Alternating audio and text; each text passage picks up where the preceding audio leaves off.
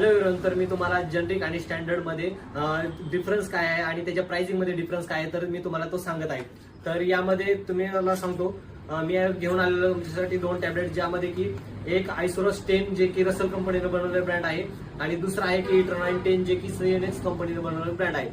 तर या दोन्हीमध्ये कॉम्पोजिशन वगैरे सगळं सेम आहे आणि पॉवर सुद्धा सेम आहे. यामध्ये कॉम्पोजिशन आहे आयसोट्रेटिनॉइन आणि यामध्ये सुद्धा आयसोट्रेटिनॉइन कॉम्पोजिशन आहे, ज्याचा की यूज केला जातो आपल्या चेहऱ्यावरील जे ऍक्ने वगैरे येतं तर ते कमी करण्यासाठी या कॉम्पोजिशनचा यूज केला जातो.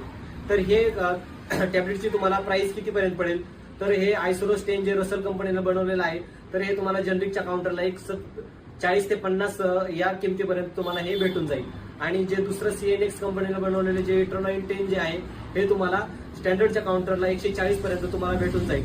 तर यामध्ये डिफरन्स फक्त एवढाच आहे की ह्या दोन्हीच्या कंपन्या वेगळ्या आहेत, बाकी यामध्ये कॉम्पोजिशन वगैरे सगळं सेम आहे. तर तुम्ही एकदा जनरिकचं ट्राय करून घेऊ शकता. एकदा जनरिक तुम्ही नक्की ट्राय करा.